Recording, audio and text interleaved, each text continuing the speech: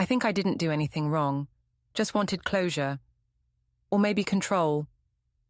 When I told my ex he deserved one last taste, I meant it as a moment, not a mistake. But now I'm staring at the envelope on my doorstep with his lawyer's name printed on it, realizing closure wasn't what either of us got. Before we dive deeper into this story, I have one small request. Please subscribe, drop a like, comment and hit that hype button to boost this channel so more people can discover these incredible stories. It started with a message I shouldn't have answered. Tyler had sent it on a quiet Wednesday morning while I was folding towels at the salon. Hey, stranger, hope you're doing well. Drove past your old street today. Just seeing his name made my chest tighten. I told myself it was harmless to reply, just a polite hello to someone who used to know me better than anyone. I wrote back, good to hear from you. Hope life's been kind. He answered within minutes, said he'd love to catch up, just coffee, nothing weird. I hesitated for half an hour before saying yes. When I told Nora later that evening, she smiled and said it was perfectly normal. Closure is healthy, she told me. You're married, not dead. That line stuck with me. Eric was in the garage, fixing something when I mentioned it to him casually. He asked why I'd want to see Tyler after all these years. I said because I was an adult, and adults don't run from the past. He said, sometimes they should. I laughed and told him not to be jealous over an old memory. He didn't push it, but I could tell he didn't like the idea. We met that Friday at a cafe downtown, the one we used to sneak into when I was 20 and thought love was supposed to burn. He looked almost the same, maybe a little rougher around the edges, but still charming in that easy way. He said I hadn't changed at all, that I even wore my hair the same. I told him it was just habit, but the truth was, I had left it long because he'd once said short hair didn't suit me. We talked about old friends, old mistakes, how life had turned out duller than either of us had imagined. He asked if I was happy. I said, happy enough. Somewhere between coffee and goodbye, he touched my hand. Just a second. Light, familiar. I pulled away and laughed awkwardly. He said he'd missed that laugh. I told him not to start. He said he couldn't help it, that some things never fade. And before I could think, I said, maybe you deserve one last taste. I meant it as a joke. At least that's what I told myself on the way home. That night, Eric asked how the coffee went. I said fine. Nothing special. He looked at me for a long time, then said, you're not the type to chase ghosts. I told him not to overthink everything. He nodded slowly and went back to his tools. I lay awake later replaying Tyler's smile, how his hand had felt against mine, how easy it was to fall back into that old rhythm. I told myself it was nostalgia, not temptation, but deep down I already knew. Closure was never what I wanted. I wanted proof I could still make someone ache for me. The next week, Tyler texted again. He said he couldn't stop thinking about seeing me, that it felt like nothing had changed between us. I told him to stop being dramatic, but I didn't block him. I liked the attention, the way his words made me feel alive again. Eric was kind, steady, reliable, but predictable. Tyler was chaos in a way that reminded me who I used to be. He said he wanted to see me just one more time, and after 2 days of pretending to resist, I said yes. We met at his apartment, though I told Eric I had a late client at the salon. Tyler opened the door grinning, holding a glass of wine for me like he'd been waiting years for that moment. We talked for hours, about everything and nothing. He asked if I ever thought about what could have been. I said sometimes, but that life had moved on. He said it didn't have to.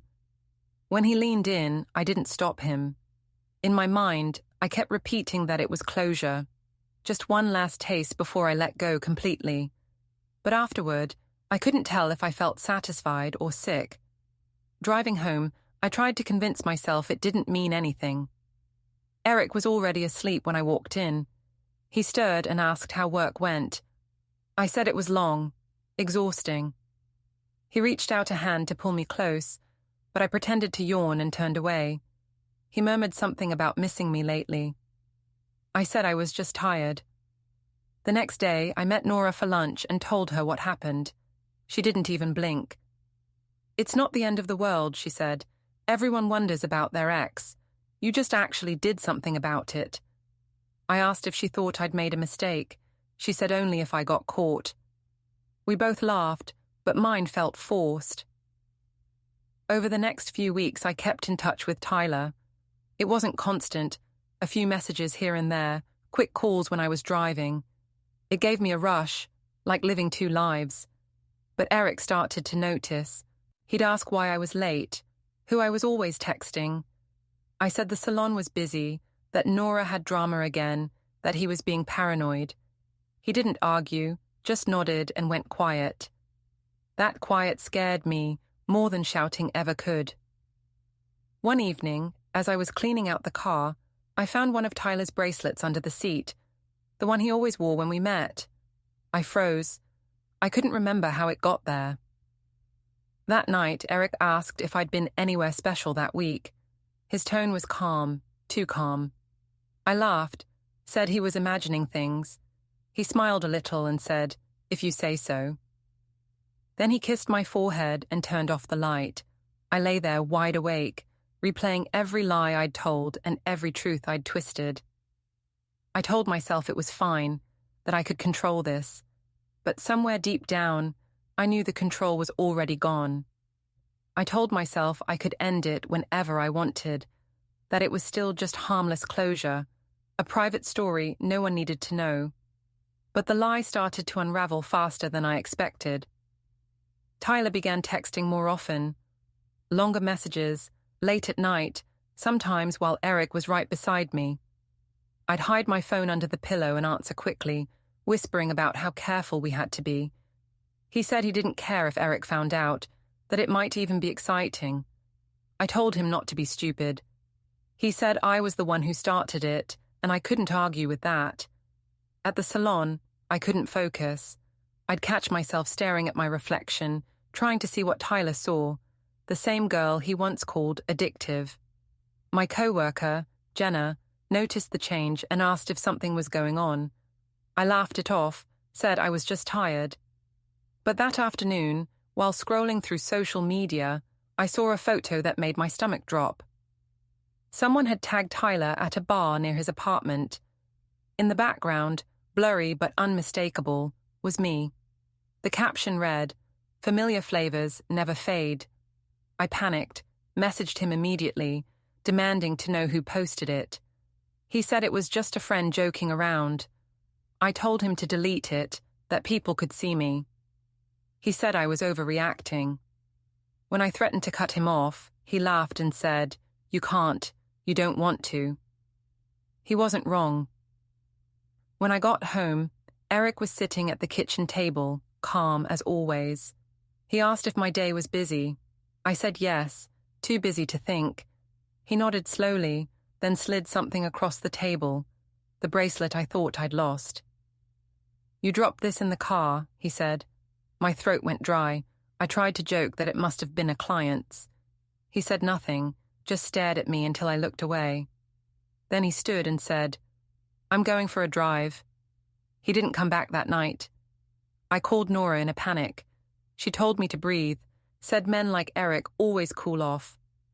"He's quiet, not confrontational," she reminded me. "He'll get over it." I wanted to believe her, but something in his silence felt different this time. The next morning, Tyler called to say Eric had messaged him. My chest went cold. He said Eric had asked if he'd seen me recently. Tyler said he told the truth, that we'd met a few times for closure. I told him he'd made everything worse. He said maybe it was time for the truth to come out. By evening, Eric still hadn't come home. I checked his drawer. Empty. His toolbox gone. I tried calling, but the line went straight to voicemail. When I opened the door to get some air, I nearly tripped over an envelope on the step. My name was written in his handwriting. Inside, just one line. "Some things shouldn't be tasted twice." My stomach turned. I'd thought I was the one in control. But now it was clear I'd just been waiting for him to act. The next few days crawled by in slow motion. Eric didn't come home, didn't call, didn't even text. At first, I told everyone he was just staying with a friend, cooling off. But the truth was harder to hide. His toothbrush was gone, his jacket too.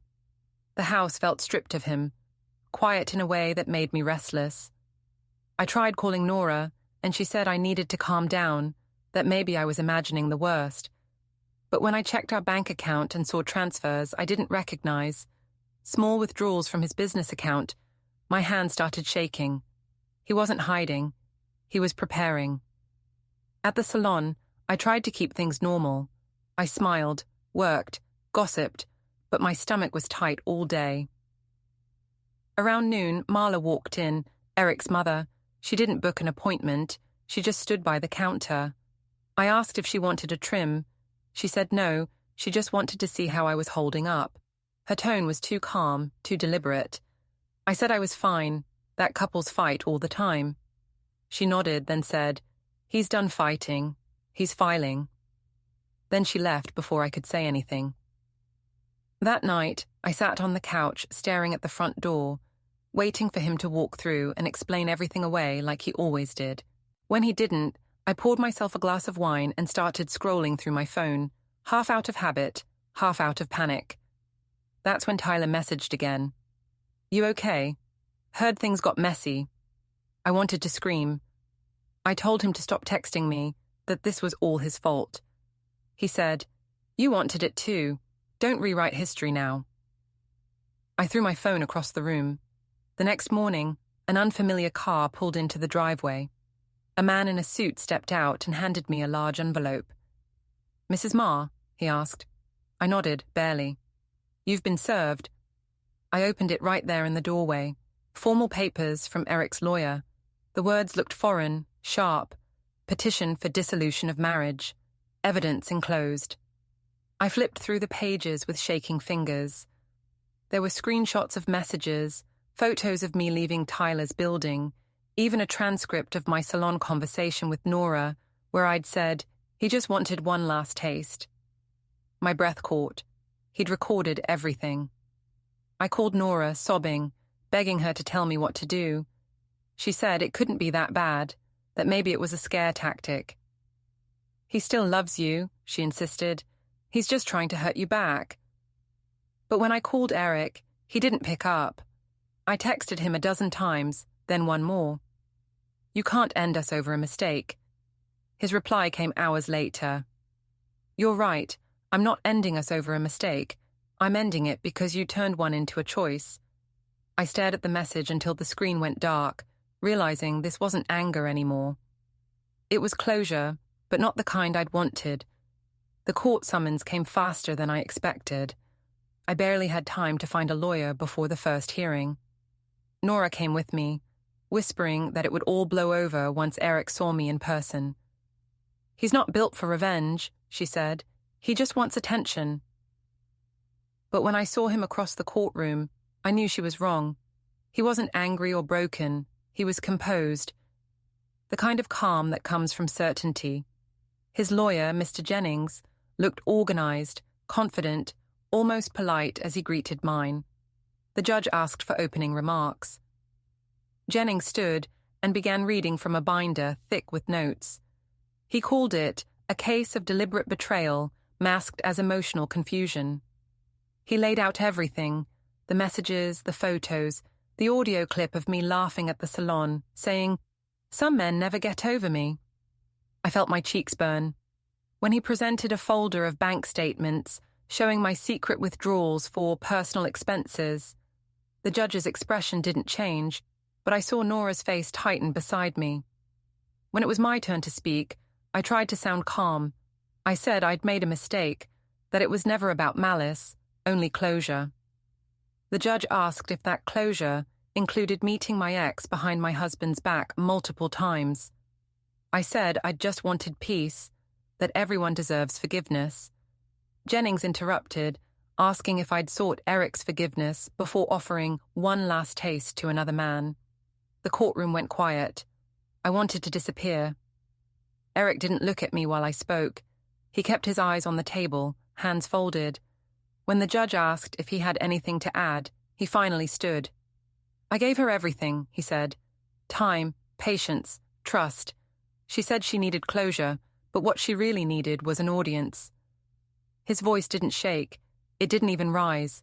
It was steady, almost gentle. That made it worse. Jennings presented one last piece of evidence, a text I'd sent Nora after the first meeting with Tyler. I had written, "Still got it. He couldn't even look away." The judge sighed, then said the words I'd dreaded. "All evidence is accepted. A final decision will be issued shortly." Outside the courthouse, reporters waited. Nora told me to keep walking, to look composed, but I could feel the eyes, the whispers.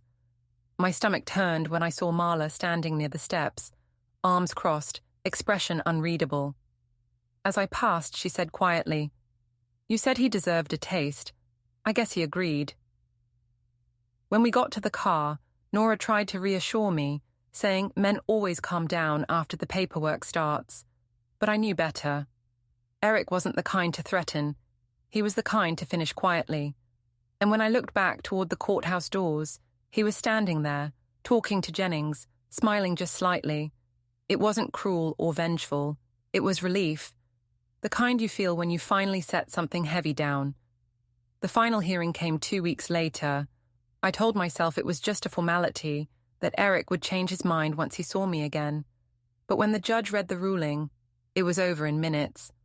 Full divorce granted, no spousal support, and custody of the kids awarded to him alone. I stood there frozen, the sound of my own breathing too loud. My lawyer whispered something about appeal rights, but I couldn't focus. Eric was signing the last papers, calm as ever, not even glancing my way. When the session ended, he turned to me and said quietly, "You wanted closure. Now you have it." Then he handed me a small envelope and walked out before I could reply. I waited until I was home to open it. Inside was the photo from our wedding day and a single sheet of paper, the official notice confirming the sale of the house. At the bottom, he'd written one line in his handwriting. "You said he deserved one last taste. I served you the last notice." I sat down on the empty floor, surrounded by echoes of a life I'd mistaken for a performance. And for the first time, I couldn't defend myself. Don't forget to hit like, subscribe, and turn on the bell so you don't miss the next story. Write in the comments from which city you are watching.